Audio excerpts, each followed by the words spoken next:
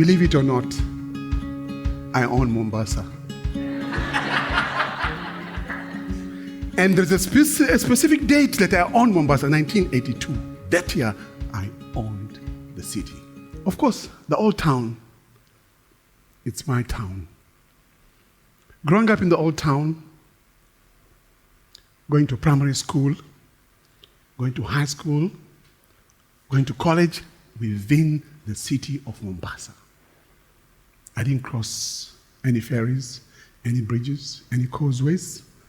The city was mine. As young people, we're looking around. We look for hangouts. We look for friends. I had a particular friend who had a nice cabin facing the sea right at the creek of the old town. He had admirable sound system, good speakers, a very nice amplifier, and beautiful equalizer. Never seen such a system before. We used to go hang out there. We listened to music, especially good guitar, Carlos Santana. You know, Oye Komova, such songs, you know. So every day we used to go and listen to music, hang out with friends, exchange ideas. What can you do about our lives? Suddenly stop. Someone comes with a tape of Malcolm X. We were about the ages of 14, 16, 20, 21, that group. Listening to Malcolm X's speeches of 1964. Malcolm X was killed in 65. That was 15, 16 years later. Malcolm X, after becoming a Muslim, of course, so we really connected with him and his speeches. Imagine at that age, like the ballot or the bullet. Imagine young kids listening to such civil rights speeches. Taxation without representation. Those are the speeches we're listening to. Then comes house niggers and field niggers. Oh my God, real civil rights speeches. It put fire into us. We really learned a lot from those speeches. It resonated with us. We were minorities. We were forgotten by the rest of Kenya. We were sidelined. What can you do about our lives? Those speeches really moved us. It made us debate more and more. We even forgot about the music.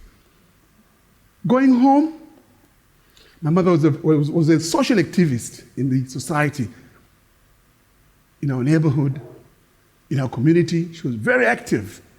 One thing which touched my heart was her activity in Ramadan. Every Ramadan, there's a big pot of shurba.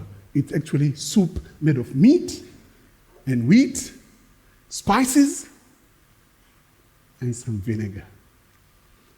That soup nourished the society. People used to come from the neighborhood, from the community, who loved that soup with their pots, containers, and they get it free from my mom. She actually was nourishing, putting strength into the society. I looked at it like my mom was taking time, taking money out to nourish the community. I felt I could also nourish the community. I could own the city and do something as an individual. Going back to the hangout, what do? We got no money to fly over to all over anywhere else. We had stories that the Middle East, there was an oil boom. Kuwait, Dubai, Qatar, Yemen, there was a lot of oil and there was a boom going on and jobs were in plenty. But how do we reach there? So we talked a lot about ways of getting out and going and getting a piece of that oil and gas in the Middle East. Some friends said we don't have any way of going. Some said we could find a way by stowing away in ships. In the dhows, there were dhows coming in, lot of dhows coming at that time, during our days, 45 years ago. The port was full of dhows, the old town and the port. And there was a ship across the sea which was taking Bamburi cement products out to the Middle East. So we could store away on those ships. So some friends actually stored away and reached the Middle East. I tried to talk to my mom. Mom was against my stowing away. She said, I could arrange for you to get a ticket and a visa to get out of the city. I had a cousin there who brought me my ticket and my visa, and off I landed in the Kingdom of Saudi Arabia. We thought it's the land of gold and dollars. In fact, suddenly, reaching there, I got 3 job offers. One with Philips, they'll take me to Holland, the headquarters. They'll train me on being a salesman for Philips products in Saudi Arabia. The other one was 2 banks. One bank was a local bank, the other bank was Citibank of New York. So since we were admiring Americans, and our friend Malcolm X was the one, firing us up. Move on, boys. Hit the road running, boys. Get moving. I took Citibank of New York's offer. I was taken as a trainee staff in the commercial services department, dealing with commercial services, all English, dealing with the other world, export, imports, and letters of credit, guarantees, collection, if the bankers are around here. So I quickly got promoted. In a year's time, 2 years' time, after 3 years, I was an operation manager. I was exposed to loans, credit cards. Friends can give me money. I owned Mombasa. What can I do with my city? I have to do something for my city, whatever small, however big, but I have to make a legacy. I have to do something about the people of the old town. We weren't that well off.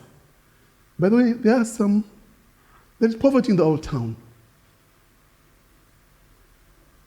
So I took a loan. First thing is ship all my brothers to the States. Then my friends, then facilitated neighbors, facilitated classmates, all classmates. Those days, you have to get 2 principals to go to university. Even if you get 2 principals, and we are sidelined in the old town, we are not selected. And there were very few universities at that time, 45 years ago, 40 years ago. The only, I think, Kenyatta University and Nairobi. Difficult to enter. So people with 1 principal who are well off and intelligent could not get space in university. So that was my heart. I had to do something about and give my society. Nourish them. My mother was nourishing them with soup. I'll nourish them with education. I'll do something about them. Individually, I don't care. I don't need no help. I'll do it on myself to send as many as possible over to the United States, and then there'll be ripple action. Others will see me doing it. They'll copy. Others will talk about it. Look, what Hassan's doing to his brothers and sisters and neighbors and friends. He's sending people over, helping them to facilitate their visas, the I-20s. I was working in the bank, I could make guarantees for them to get university entrances. I thought, that's my baby. That's what I'm going to do for the city I own. I continued. I never gave up. I even went visiting some other friends. Later on, a big wave of Kenyans arrived in Saudi Arabia. I was to visit them, talk to them about how important it is to give the community. Because many times we ask ourselves, what is the country doing for us? What's the Ministry of Education in Nairobi doing for us? We should also ask ourselves, what are we doing for the Ministry of Education? What are we doing for ourselves?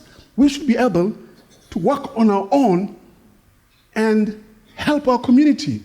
We don't have to ask what the community is doing for us. We should do something for our community individually or collectively. We should get out there, break the ceilings, break the borders we have around us, and do something for our society, for our community. There was this gentleman, Nasser.